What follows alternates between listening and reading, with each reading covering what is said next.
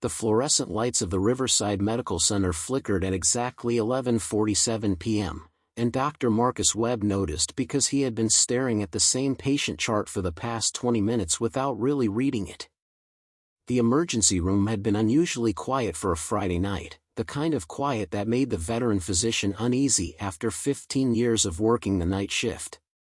His colleague, Nurse Rebecca Torres, sat behind the reception desk scrolling through her phone with a furrowed brow, her usual cheerful demeanor replaced by something Marcus couldn't quite identify as concern or confusion.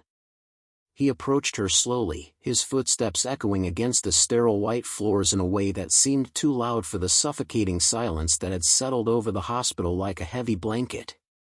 "Have you noticed something strange about tonight?" Rebecca asked without looking up from her screen, her voice barely above a whisper as if speaking too loudly might shatter whatever fragile peace they were experiencing. Marcus leaned against the desk and nodded, relieved that he wasn't the only one feeling the wrongness in the air. Rebecca turned her phone toward him, displaying a local news website with a breaking news banner that read "Mass communication outage affects Tri-County area authorities investigating." The article was sparse on details, mentioning only that cell towers and internet services had been experiencing unexplained disruptions for the past 3 hours, with no clear cause identified by technicians. Before Marcus could respond, the automatic doors of the emergency room burst open with such force that both he and Rebecca jumped to their feet. A man stumbled through the entrance, his clothes torn and covered in dark stains that Marcus's trained eye immediately recognized as blood, though something about the patterns seemed wrong, too scattered and random to be from any typical injury. The man's name was Tyler Brennan, as they would later learn from his wallet, and he was trying to speak but only managed to produce strangled, gasping sounds as he collapsed onto the floor, his eyes wide with a terror that Marcus had rarely seen in his years of emergency medicine. Rebecca was already moving, grabbing a gurney while Marcus rushed to Tyler's side, his hands instinctively checking for vital signs even as his mind raced through possible diagnoses and treatment protocols. "Sir, can you hear me? What happened to you?" Marcus asked in his calmest professional voice, but Tyler's response was to grab Marcus's arm with surprising strength, his fingers digging in like claws as he pulled the doctor closer. The words that came from Tyler's mouth were barely coherent, a mixture of panic and exhaustion that made him sound delirious. "They're not dead, they should be dead, but they're still moving, still coming." Marcus exchanged a worried glance with Rebecca, who had returned with the gurney and was now helping him lift Tyler onto it. The man's injuries became more visible under the harsh emergency room lights, deep scratches along his arms and neck, what appeared to be bite marks on his shoulder, and a wild, unfocused look in his eyes that suggested either severe shock or psychological trauma. As they wheeled Tyler toward the examination room, the fluorescent lights flickered again, this time staying dark for a full 3 seconds before humming back to life with an electrical buzz that set Marcus's teeth on edge. The hospital's backup generator kicked in somewhere in the building, its distant rumble a reminder of how dependent they were on systems that now seemed unreliable. Through the emergency room windows, Marcus caught sight of the parking lot and the streets beyond, noticing for the first time how empty everything appeared, how few cars were passing by for what should have been a busy Friday night in downtown Riverside. Rebecca began cutting away Tyler's shirt to better assess his injuries while Marcus prepared to clean and examine the wounds, but both of them froze when they heard it, a sound drifting in from outside, faint at first but growing steadily louder.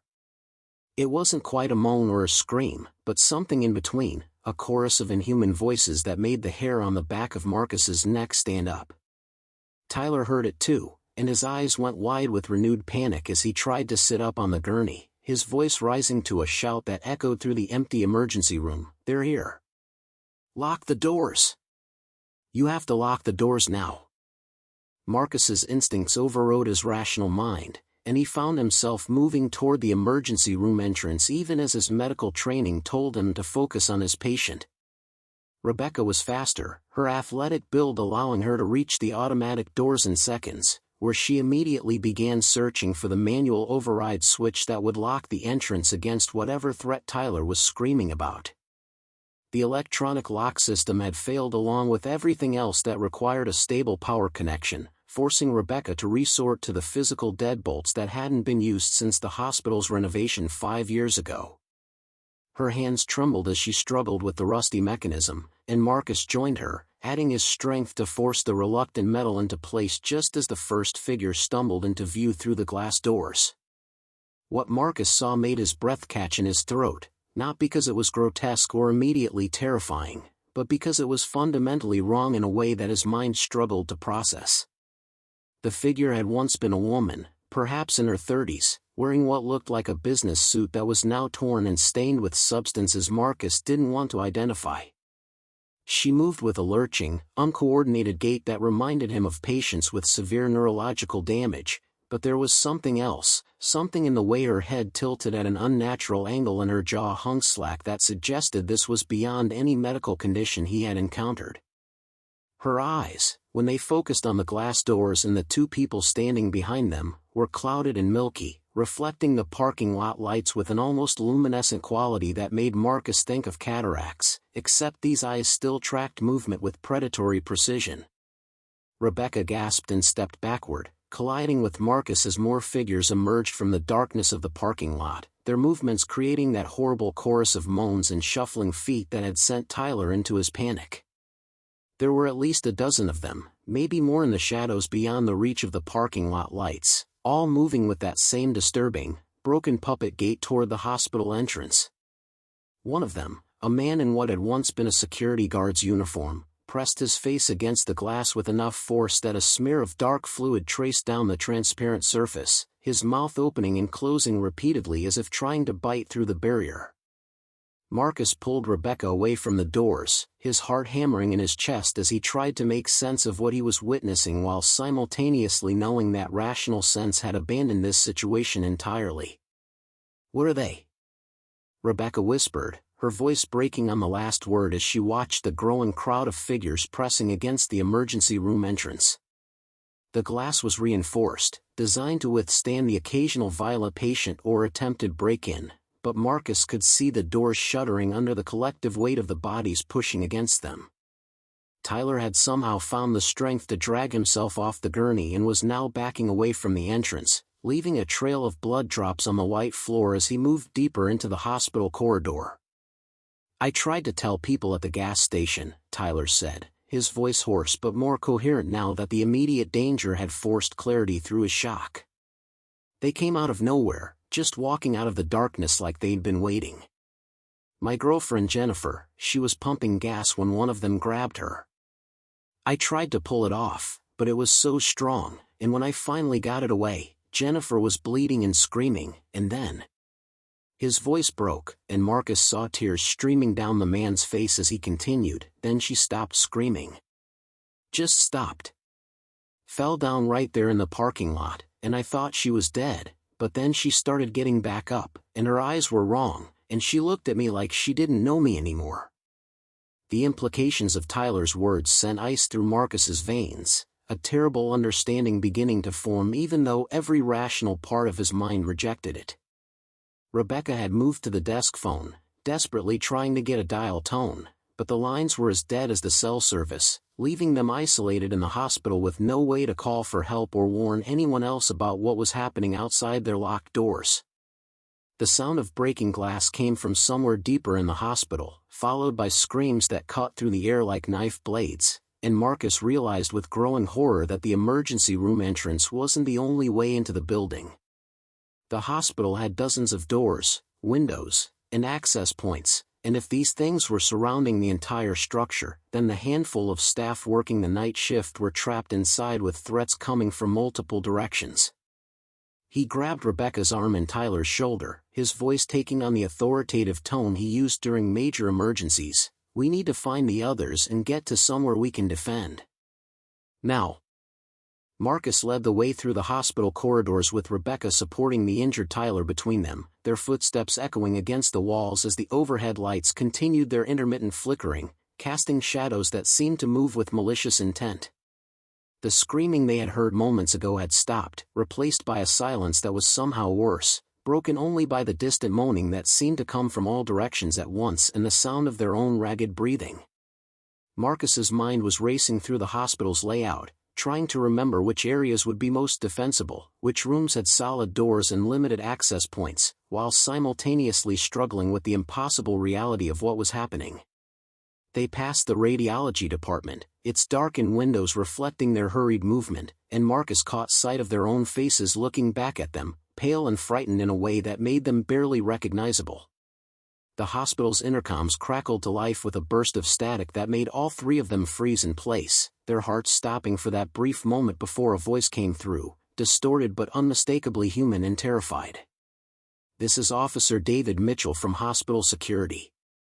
If anyone can hear this, we've been compromised on the ground floor, West Wing. I'm heading to the third-floor administrative offices with 2 nurses and a patient. The stairwells seem clear for now, but avoid all ground floor areas and do not, I repeat, do not try to leave through any exits. Those things are everywhere outside."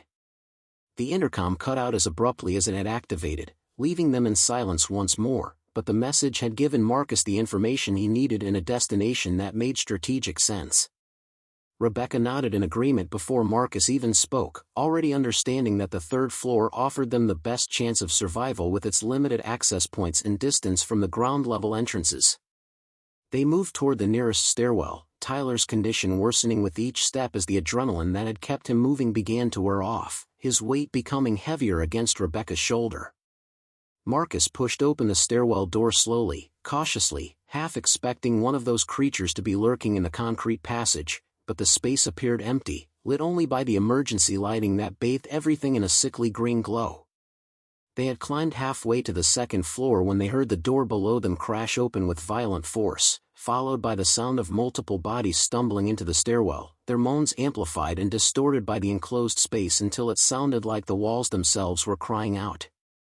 Marcus didn't look back, focusing all his energy on moving faster, practically dragging Tyler up the stairs while Rebecca pushed from behind, her breath coming in sharp gasps that matched his own. The creatures were climbing, their progress slow and clumsy but relentless, the sound of their feet scraping against concrete growing steadily closer. They burst through the third-floor entrance and Marcus slammed the door shut behind them, looking frantically for something to barricade it with, finding nothing but smooth walls and the kind of deliberately obstacle-free design that served fire safety regulations but offered no help in their current nightmare.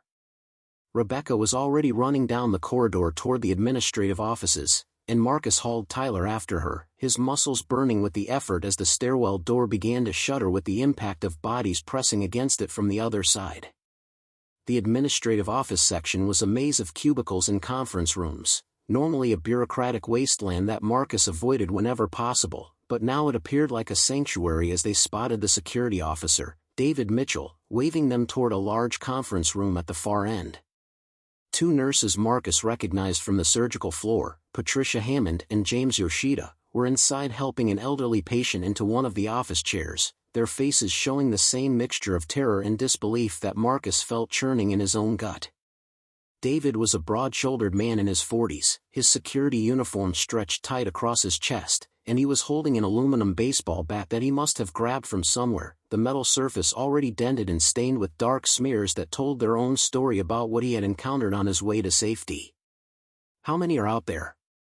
Marcus asked as David pulled them into the conference room and began pushing a heavy desk toward the door, James and Rebecca immediately moving to help. David's face was grim as he answered, his voice steady despite the fear Marcus could see in his eyes. "I don't know, dozens at least, maybe hundreds. I was doing my rounds when the power started going crazy, and then I heard breaking glass from the main entrance. I went to check it out and saw them pouring in like a flood, just walking right through the broken doors like they couldn't feel the glass cutting them." He paused in his efforts to barricade the door, looking at each person in the room before continuing. "I saw Johnson from the night cleaning crew get pulled down by 3 of them.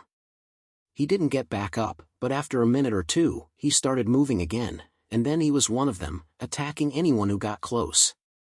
The implications hung in the air like a physical weight, and Marcus saw the same terrible understanding dawn on everyone's faces that he had felt when Tyler first told his story. Whatever this was, whatever had turned these people into the shambling, aggressive creatures hunting through the hospital, it was transmissible, passed through bites or contact with the infected, turning victims into new threats within minutes. The elderly patient, a man named Harold Reeves according to the hospital bracelet on his wrist, began to weep quietly, his thin shoulders shaking as the reality of their situation overwhelmed him. Patricia, a veteran nurse with 20 years of experience, put a comforting hand on Harold's shoulder while her other hand gripped a scalpel she must have grabbed from a medical cart, her knuckles white with the force of her grip. The sound of the creatures in the hallway outside grew louder, accompanied now by the crash of furniture being knocked over and the groan of doors being tested, and Marcus knew that their temporary sanctuary wouldn't remain safe for long. The conference room felt smaller with each passing minute as the group worked in tense silence to reinforce their barricade, stacking chairs on top of the desk they had wedged against the door while David kept watch through the narrow vertical window that offered a limited view of the hallway beyond.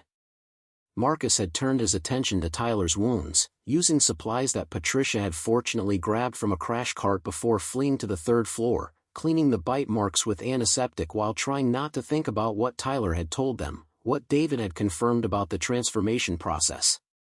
Tyler's skin was growing pale and clammy, his breathing shallow, and Marcus couldn't tell if it was from blood loss and shock or something far worse, something that might turn their survivor into their greatest threat while trapped in this confined space.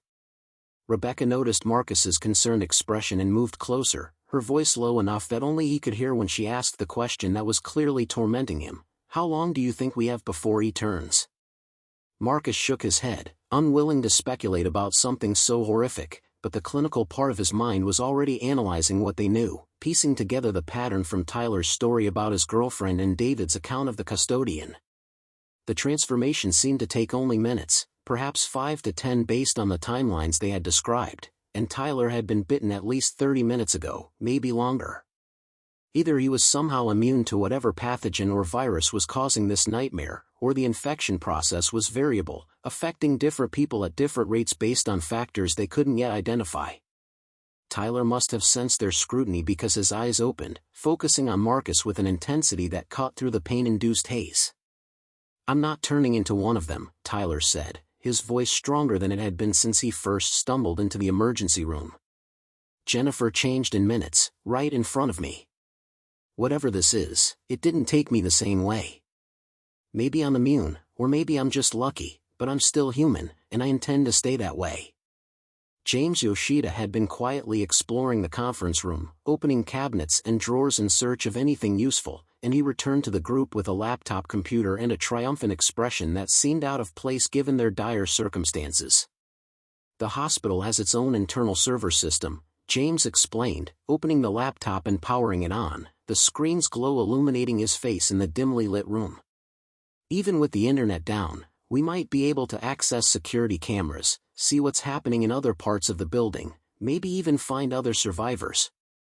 The laptop booted up with agonizing slowness, each second feeling like an eternity while the sounds of destruction continued in the hallway, the creatures apparently content to tear apart everything they encountered while searching for living prey. When the login screen finally appeared, David leaned over James's shoulder and entered his security credentials, granting them access to a system that suddenly felt like their only connection to the world beyond their barricaded door.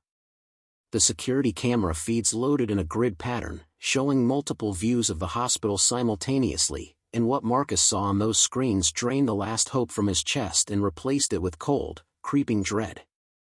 Every camera showed the same nightmare playing out in different locations throughout the building, corridors packed with shambling figures, rooms being ransacked by hands that no longer understood the objects they were touching, and in several feeds, glimpses of what had to be fresh attacks, living people being overwhelmed by groups of the infected and scenes so violent that Patricia turned away with a hand over her mouth.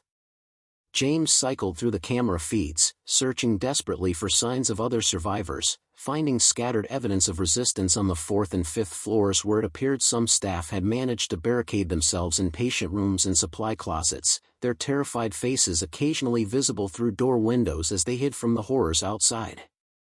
One camera feed in particular captured Marcus's attention, a view of the hospital's main lobby where he could see through the shattered entrance to the street beyond, and what he saw there made his blood run cold.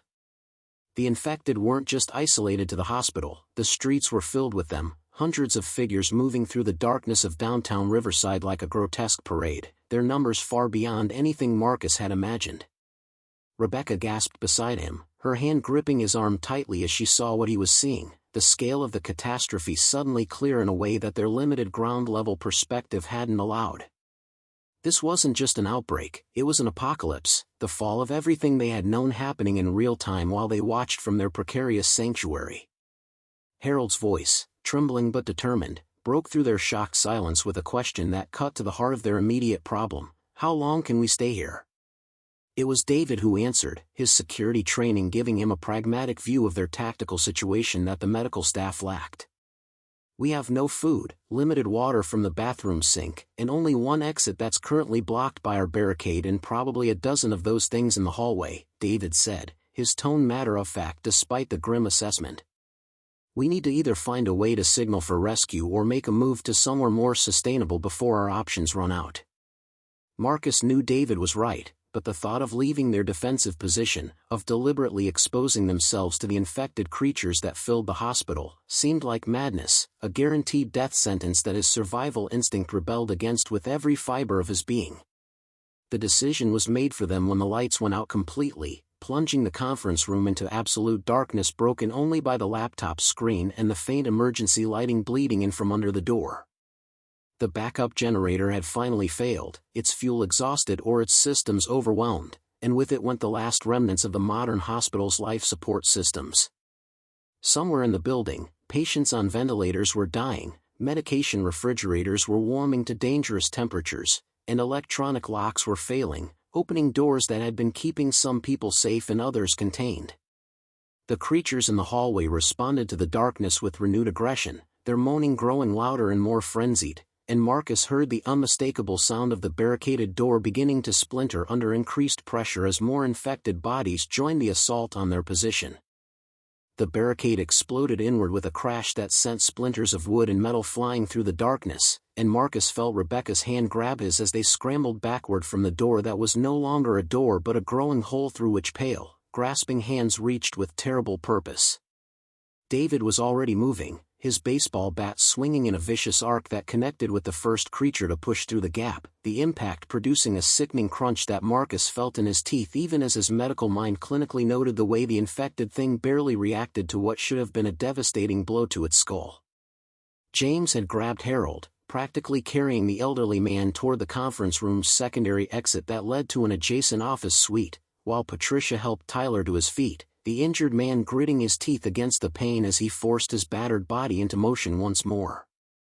Marcus pulled Rebecca toward the escape route, but not before grabbing the laptop that still displayed the security feeds, his instinct telling him that the information it contained might be the difference between survival and death in the nightmare their world had become. They burst through the secondary door into an executive office that smelled of stale coffee and expensive cologne, David bringing up the rear and slamming the door shut behind them even as more infected poured into the conference room they had just abandoned, their moans creating a chorus of hunger that seemed to vibrate through the walls. There was no time to barricade this new door, no time for anything except running as David pointed toward the office's main exit and shouted for everyone to move. The hallway beyond was dimly lit by emergency lighting that cast everything in shades of green and shadow, and Marcus could see infected figures at both ends of the corridor, their silhouettes lurching toward the group with that horrible, relentless determination that didn't tire or slow or respond to reason. David made a split-second decision, charging toward the smaller group to their left, his bat already swinging to clear a path, and Marcus found himself running behind the security guard with the others following, their survival now dependent on maintaining momentum and not thinking too hard about what would happen if any of them fell. The bat connected with the first infected, a woman in hospital scrubs who might have been a colleague just hours ago, and she went down but immediately began crawling after them, her legs no longer functioning but her arms still reaching, still grasping. David hit two more, his athletic build and security training giving him an efficiency of movement that created just enough space for the group to push through, Rebecca and Marcus supporting Harold between them while Patricia and James flanked Tyler, forming a protective formation that kept their most vulnerable members shielded. They reached another stairwell, this one marked as emergency access to the roof, and David wrenched the door open to reveal stairs leading upward into darkness, a path that offered hope of escape from the infected-filled corridors even as it presented its own dangers and uncertainties. The climb was brutal, each step a test of endurance as they hauled themselves and each other upward through the blackness, their hands finding the railings more by touch than sight, while below them the sounds of pursuit echoed in the concrete shaft. Marcus's lungs burned and his legs screamed in protest, but he kept moving because stopping meant dying, and he wasn't ready to give up, wasn't ready to let the people depending on him fall to the horror that had consumed their city.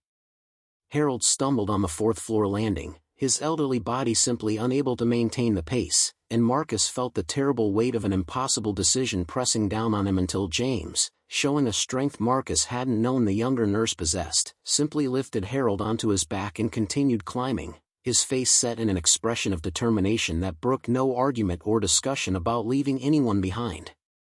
The roof access door was locked, its industrial mechanism designed to prevent unauthorized access, but David attacked it with his bat, striking the lock mechanism again and again until something inside broke and the door swung outward, admitting a rush of cold night air that felt like salvation against their sweat-soaked skin.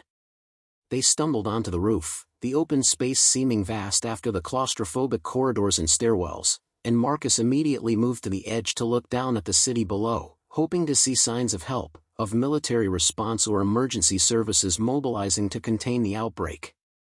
What he saw instead was a vision of hell on earth, fires burning in multiple locations throughout downtown Riverside, abandoned cars creating a maze of obstacles on every street, and thousands of infected figures wandering through it all like ants from a disturbed colony, their movements random and purposeless until something living crossed their path and triggered their predatory response.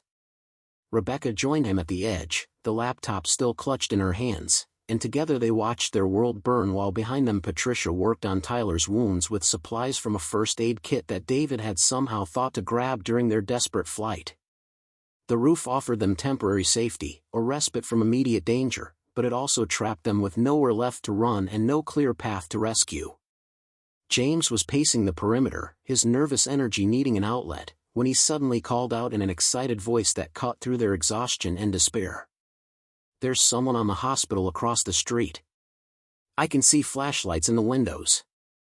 Marcus rushed to where James was pointing, and sure enough, in the general medical building 4 blocks away, he could see lights moving in a coordinated pattern that suggested human intelligence rather than the random destruction of the infected, and suddenly their situation didn't seem quite so hopeless, their isolation not quite so absolute, because if there were other survivors, other people fighting to stay alive, then maybe there was still a chance to turn the tide of this nightmare.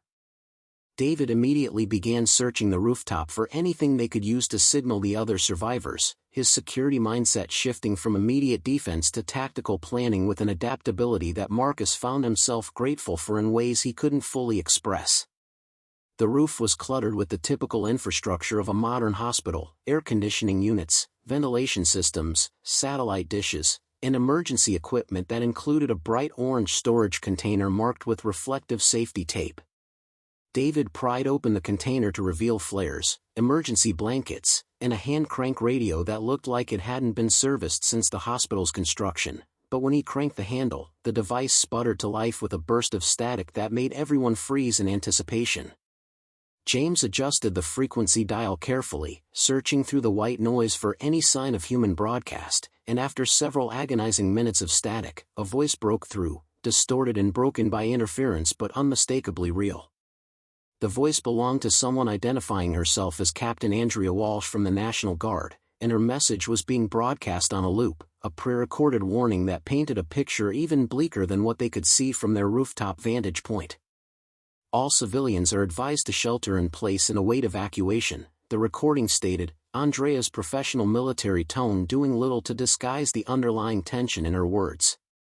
The outbreak has spread throughout the tri-state area with multiple metropolitan centers reporting catastrophic failure of emergency services. Military personnel are establishing safe zones, but movement through infected areas is extremely dangerous. If you can hear this broadcast, conserve resources, stay hidden, and monitor this frequency for updated evacuation coordinates. The message repeated, offering no new information, no timeline for rescue, just the grim confirmation that their nightmare extended far beyond Riverside, far beyond anything their worst fears had imagined. Rebecca had opened the laptop again, using its remaining battery life to scan through the hospital's security footage, and what she found made her call Marcus over with an urgency that pulled him away from listening to the emergency broadcast. One of the camera feeds showed a section of the hospital's basement, specifically the research laboratories where Riverside Medical Center conducted clinical trials and experimental treatments, and in that grainy, green-tinted footage, Marcus could see something that made his medical training suddenly relevant in a way it hadn't been since this crisis began. The laboratories appeared intact, protected by reinforced security doors that the infected hadn't managed to breach, and through the camera's limited view, Marcus could make out equipment that might allow them to analyze whatever pathogen was causing the outbreak, possibly even develop a treatment or vaccine if they could reach the facility and access its resources. Patricia was the first to voice the obvious problem with this discovery, her practical nursing experience cutting through any romantic notions of finding a cure. "That basement is 4 floors down through a building packed with those things," she said, gesturing toward the roof access door as if to emphasize the impossibility of their returning to the hospital's interior. "We barely made it up here alive, and you're talking about going back down there, past hundreds of infected, to reach a laboratory that might not even have what we need?"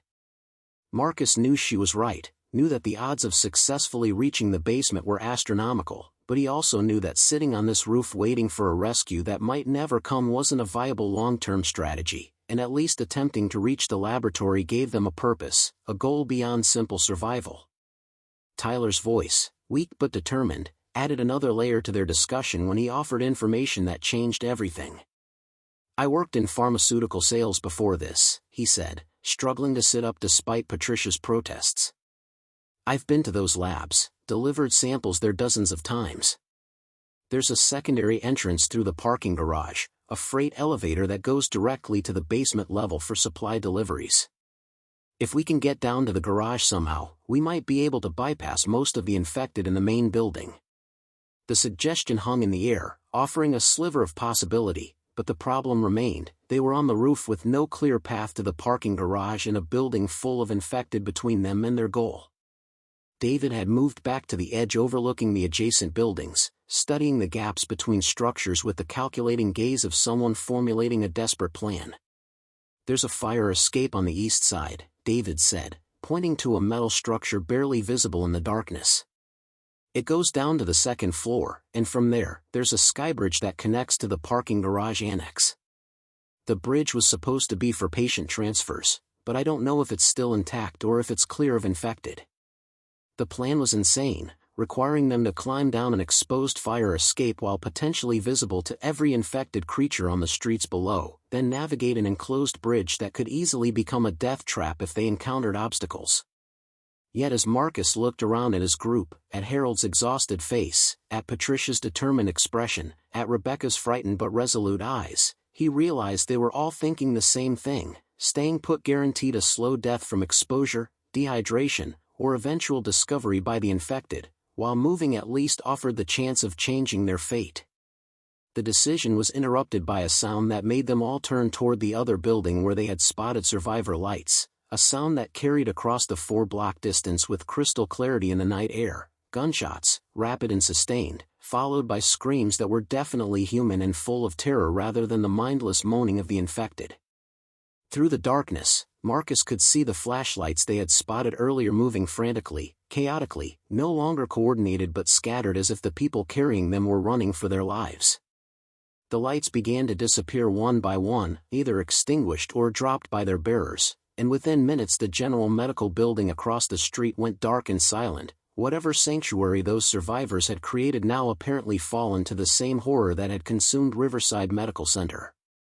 The sight of that distant catastrophe made their own situation feel even more desperate, the fragility of survival brutally illustrated by the death of hope they had only just discovered. Rebecca's hand found Marcus's in the darkness, her grip tight with fear and determination in equal measure, and when she spoke, her words reflected the grim resolve that had settled over all of them. "We can't wait here to die like they did," she said quietly. "If there's even a chance that laboratory has answers, we have to try." Marcus nodded, knowing she was right, knowing that they were committed now to a course of action that would likely kill them but might, just might, offer something more than the slow extinction they faced on this rooftop. David was already moving toward the fire escape, testing its stability with his weight, while James helped Harold to his feet and Patricia checked Tyler's bandages one final time before their descent into the darkness below. Marcus took one last look at the burning city, at the thousands of infected figures wandering through streets that had been home just hours ago, and then he turned away from the edge and followed his group toward whatever fate awaited them in the shadows of the dying world. The fire escape groaned under their weight as they descended through the darkness, each footstep on the metal grating echoing across the empty streets below and drawing the attention of infected figures who began congregating. At the base of the building, their pale faces turning upward toward the movement above with that unsettling coordination that suggested some residual hunting instinct remained in their corrupted minds. Marcus kept his eyes focused on the person in front of him, refusing to look down at the growing crowd, concentrating instead on the rhythm of movement and the cold metal of the railing under his hands. David led the way with his bat ready, Rebecca and James supported Harold between them, while Patricia stayed close to Tyler, monitoring his condition even as they navigated the treacherous descent. The fire escape ended at the second floor as David had promised, depositing them onto a narrow maintenance platform that connected to the skybridge entrance, and Marcus felt a surge of relief when he saw that the bridge's door was intact and, more importantly, the glass-enclosed walkway beyond appeared empty of infected. David forced the door open with a combination of his security badge and brute strength applied to a lock system that was failing without power, and they rushed into the skybridge, immediately aware of how exposed they were in the glass-enclosed tunnel suspended above the street. The infected below could see them clearly now, and their moans intensified, creating a sound that seemed to come from the earth itself as hundreds of voices joined in a chorus of hunger and mindless aggression. The group ran, their footsteps pounding against the bridge's floor while on both sides the glass walls revealed the true scope of the catastrophe, showing them city blocks filled with shambling figures, buildings burning unchecked, and evidence of struggles that had already been lost by people they would never know. Harold stumbled, his legs finally giving out from exhaustion and fear, but James caught him before he fell, slinging the elderly man over his shoulder once again with a strength born of desperation and the absolute refusal to leave anyone behind. They reached the parking garage annex as something heavy slammed into the skybridge behind them, the impact sending cracks spider-webbing through the reinforced glass and reminding them that their escape route was collapsing even as they used it. The garage was a concrete tomb of abandoned vehicles in deep shadows, lit only by the emergency lighting that still functioned on battery backup, and Marcus could hear movement in the darkness, the scrape of feet on concrete and the telltale moaning that indicated they weren't alone in this space. David spotted the freight elevator Tyler had mentioned, its industrial doors partially open to reveal an empty shaft where the elevator car should have been, but next to it was a service ladder built into the wall, a maintenance access that descended into the darkness of the basement levels below. The sound of infected converging on their position from multiple directions made the decision for them, and David swung himself onto the ladder without hesitation, beginning the descent while calling for the others to follow quickly. Marcus went last, ensuring that everyone else had started climbing down before he committed to the ladder, and as he descended into the shaft, he heard the skybridge behind them finally give way, the sound of shattering glass and collapsing metal creating a cacophony that echoed through the garage and attracted every infected creature in the vicinity to the location they had just abandoned. The climb down was torture on muscles already pushed beyond their limits, but the alternative was death, so they climbed, rung after rung through darkness so complete that Marcus couldn't see his own hands, navigating by touch and faith that the ladder continued downward. David's voice calling up from below announced their arrival at the basement level, and Marcus felt David's hands steadying him as he stepped off the ladder onto solid ground, his legs trembling with exhaustion as the group reformed in the darkness of the hospital's lowest level. Patricia activated a small penlight she had been carrying, its beam cutting through the darkness to reveal a corridor lined with reinforced doors marked with biohazard symbols and security warnings, the research laboratory section exactly where Tyler had promised it would be. David approached the main entrance cautiously, testing the door and finding it locked but intact, the security system's failure actually working in their favor as the electronic locks disengaged without power. The door swung open to reveal a pristine laboratory space that looked untouched by the chaos above, its equipment still humming on backup power, and on one of the workstations, Marcus saw something that made his heart skip. Research notes dated from 3 days ago, documenting unusual neurological samples from patients presenting with aggressive behavior and altered consciousness, evidence that someone had been studying this outbreak before it exploded into the nightmare that now consumed the world. Rebecca moved to one of the computers, her fingers flying across the keyboard as she accessed research files that contained data about the pathogen, its transmission vectors, and preliminary analysis that suggested it was a virus unlike anything in medical literature, something that rewrote neural pathways and overrode higher brain functions while enhancing primitive aggression and survival instincts. The information was incomplete, the research cut short by the outbreak itself, but it was more than they had known before, more than anyone topside likely knew, and it represented the first real hope Marcus had felt since this nightmare began. Tyler collapsed into a chair, his condition critical but stable, while Patricia began gathering medical supplies from the laboratory's storage, and Harold simply sat on the floor, too exhausted to do anything but breathe and be grateful for survival. David was already planning their next move, talking about fortifying the laboratory, rationing the supplies they had found, and making contact with other survivors using the radio equipment present in the facility's communication room. Marcus listened to him outline strategies for long-term survival, for turning this basement laboratory into a base of operations from which they might study the virus, develop countermeasures, and eventually reclaim their world from the infected hordes above. It was ambitious, perhaps even foolish given how close they had all come to death in the past hours, but as Marcus looked around at the faces of his companions, at their exhaustion, their determination, their refusal to surrender, he felt something he hadn't expected to feel again: hope.